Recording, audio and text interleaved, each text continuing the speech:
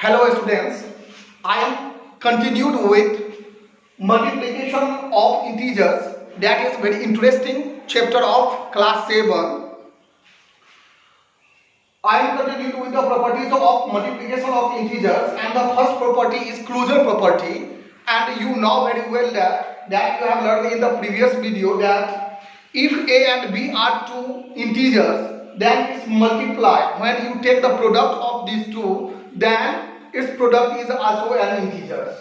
For the commutative property, you know that if a and b are any two integers, then a is multiplied by b or b is multiplied by a, result is unchanged. It doesn't depend upon the order of integers. Similarly, in the case of associative property, you know very well that for three integers, that when a into b multiplied by c, then the result, if you change its order, a into b multiplied by c, result is unchanged. So you have learned. Now I come for further. My dear students, for distributive property you have to study over addition and over subtraction. Distributive property regarding addition is that for any three integers a, b and c, a is multiplied by b plus c, then its result is a multiplied by b and a plus a multiplied by c.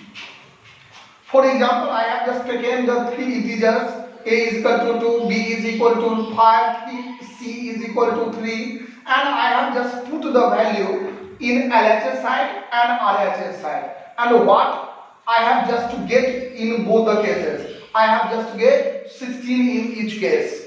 So distributive property actually is very important when you do the factorization for the number that is given, or to solve it. Also help to easier the calculation when you do. For example, when you have to multiply 12 multiplied by 104, then my dear students, you can just convert it as by this way, 2 into 100 plus 4, and you have to utilize the distributive property over addition.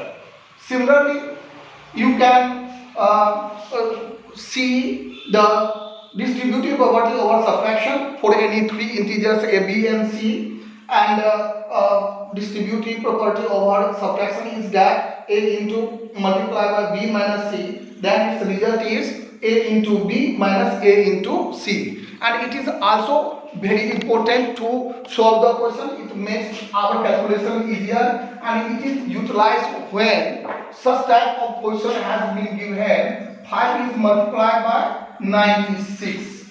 In this case, you have to convert 96 in such a way that 100 minus 4, and you have to utilize distributive property over subtraction. 5 into 100 minus 5 into 4, my dear students, and now 500 minus 20, you have to multiply, take the product, and the result is 480. So both the distributive property over addition and subtraction help the student to solve the question easily. Regarding the existence of multiplicative identity is that for any integer a is multiplied by 1 or 1 is multiplied by a, then result is actually the same number a. Here 1 is known as multiplicative identity of an integer.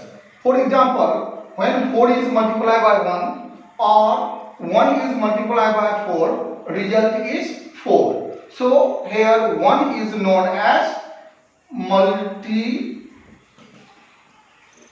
multiplicative identity of 4. Regarding existence of multiplicative inverse for any integers a, when a is multiplied by 1 upon a or 1 upon a is multiplied by a, its result is 1. For a, 1 upon a is the multiplicative inverse, and for 1 upon a is the multiplicative inverse. For example, multiplicative inverse of 5 is 1 upon 5, 6 is 1 upon 6, 1 upon 7 is 7, minus 4 is actually minus 1 upon 4. These are the multiplicative inverse of the number. Regarding multiplication by minus 1, for any integer a, when a is multiplied by minus 1, then what will be the result? Actually minus a, and you know very well that minus a is actually additive inverse of a. So when you have multiplied any number, 4 is multiplied by minus 1, then result is minus 4, and minus 4 is additive inverse of 4. Similarly, when multiply any number by 0, regarding multiplication by 0, that is another properties of multiplication of integers. For any integers a, when multiplied by 0 or 0 is multiplied by a, and you know that its result is 0. It is also very interesting, and you have to use several times. 4 into 0, result is 0, or 0 into 5, result is 0, 0 into minus 7, result is 0, 0 is multiplied by 13, result is 0. So any number which is multiplied by 0 or any integer multiplied by 0, the result is 0. My dear student, regarding division for any two integers a and b, it is denoted by a divided by b, or in this can be written as a into 1 upon b. Actually 1 upon b is, you know very well that it is the multiplicative inverse of b. So it is also a type of multiplication. So it converts into multiplication, and you have to utilize the properties of multiply, and you can solve the questions. So it is very easy to do the division. My dear students, regarding the properties of division, it is very contradictions, because it conditional follow the rules of closure properties or commutative or associative. Conditional, because I have just taken an example of closure property, that you have just checked that if you divide, suppose that 4 and 2 I have just taken, 4 divided by 2, result is 2. You know very well that this is meaningful, and it also closed under the division. 4 divided by 2, result is 2, and you know that when two integers divided, then quotient is 2, and it is also an integer. But when you divide 2 divided by 4, then what will be? And result is 1 upon 2, and you know very well that 1 upon 2 is not an integer. So closure property, or you can just check for commutative or associative, it is not necessarily to close under division. So my dear students, its property is very short. But two properties very meaningful, that when any integer a is divided by a, then result is 1, and it has been utilized very much.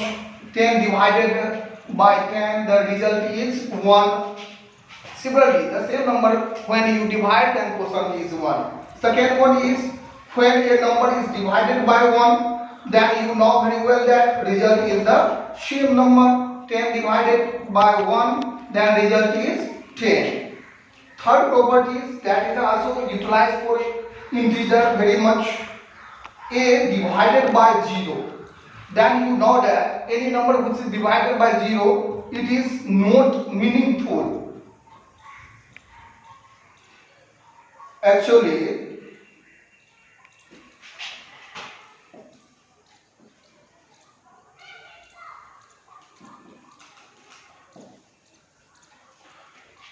meaningless. There is no applications in mathematics, no definition in mathematics. 4 cannot be divided by 0. It is meaningless. Sometimes it is denoted by this way also. But when you divide any number 0 by any number, then you know that result is 0. So when 0 is divided by 4, result is 0. So these are few observation of division that you have to utilize to solve the questions, and hope you can enjoy the whole session, and on the basis of these properties you are able to solve the questions. And in next video I will discuss how to solve the questions. Thanks.